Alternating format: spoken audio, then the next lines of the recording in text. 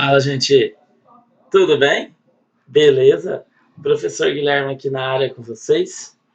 Satisfação em estarmos aqui novamente reunidos. Não há coronavírus que nos separe. Pessoas, vamos lá estabelecermos algumas situações.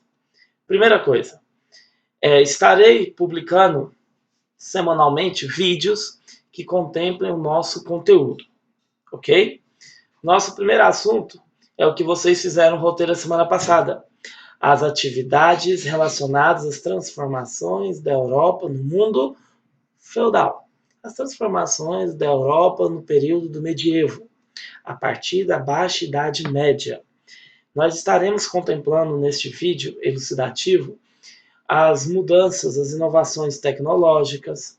Estaremos aqui mostrando para vocês o regresso das pessoas para as cidades.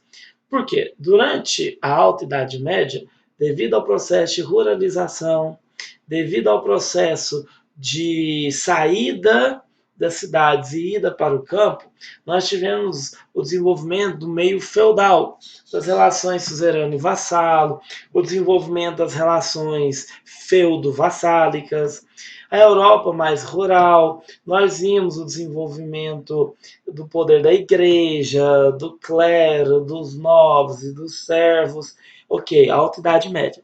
Só que agora, a partir do século X, a partir do século XI, nós tivemos uma mudança desse panorama, algo que aconteceu a partir das inovações técnicas. Professor, quais inovações técnicas? Charrua, o arado, mudanças que fizeram com que as pessoas começassem a produzir mais alimentos. Se produzimos mais alimentos, consequentemente viveremos mais. E isso gerava o que nós chamamos de aumento do excedente. Ou seja, aumento é um excedente, aumento do que eu preciso. Este aumento, esta quantidade que nós chamamos de excedente, passou a ser um objeto muito cobiçado. Por quê?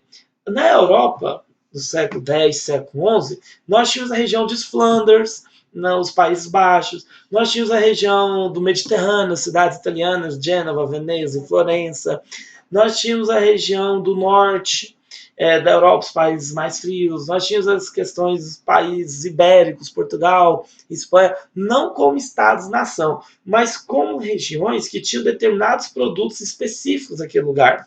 Houve, então, o interesse de reunir todos nas famosas feiras. Essas feiras medievais que vocês conhecem, os famosos Carrefours. Os Carrefours da região de Champagne, na França, são lugares em que reuniam-se as pessoas para a produção de quê? De alimentos? Não. Lugares que reuniam as pessoas para o comércio, a comercialização desses alimentos. Então vinham gente de todos os lugares da Europa, vinham gente da região do Mediterrâneo, Itália, vinha gente da região da Península Ibérica, vinha gente da região norte, vinha gente da região mais oriental, ou seja, reuniam-se todos nestas feiras, que eram chamadas de Carrefours, essas feiras medievais, que duravam de 15 a 60 dias. Haja visto e concorda comigo. Às vezes, a extensão da viagem eram 10, 15 dias para eu ficar reunido em um dia em uma feira. Não faz sentido, meus queridos. Então, precisávamos ter essas feiras que duravam até 60 dias, ocorriam 2 vezes por ano. E aí, o revigoramento do comércio. O comércio passa a revigorar. Por que o comércio revigora? Porque eu vou ter aquele excedente que eu disse a vocês, eu vou ter aquela sobra, aquele a mais do que eu precisava, e vou trocar por algo, vou vender, vou comercializar, vou cambiar por algo que eu não tinha.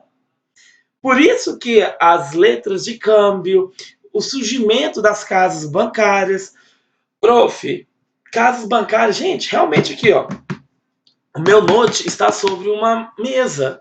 Então, eu tinha o desenvolvimento das casas bancárias como forma de trocar as moedas que cada um levava.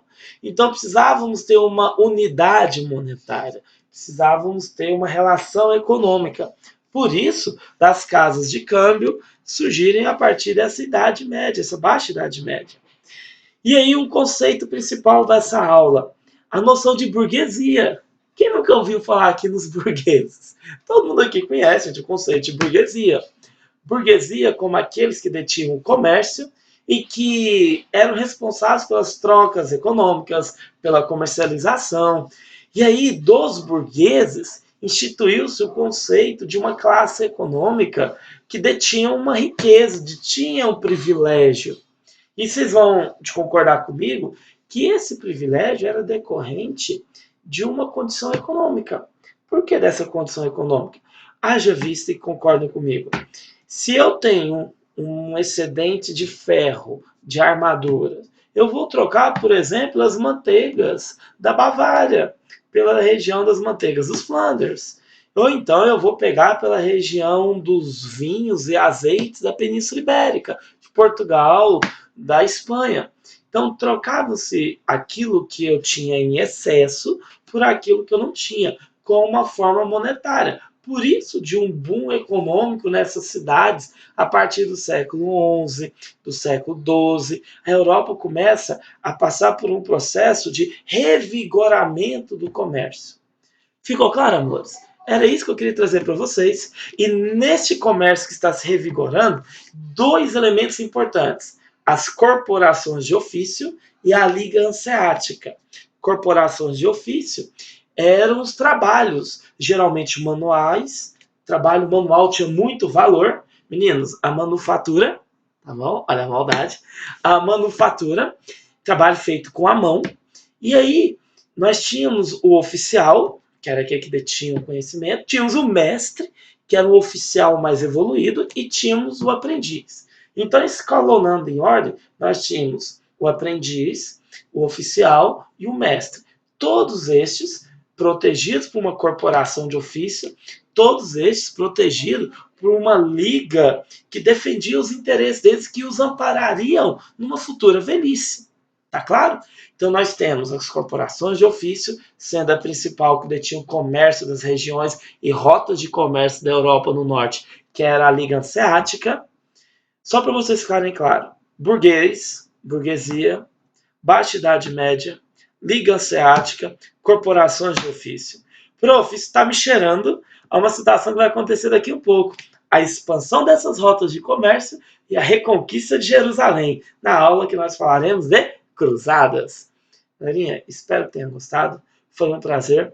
Vou buscar sempre estar colocando pílulas de conhecimento histórico. Professor Guilherme, um griot do século XXI ao seu dispor. Até mais, meus queridos. Estudem, ó. Tô de olho em vocês. Até breve.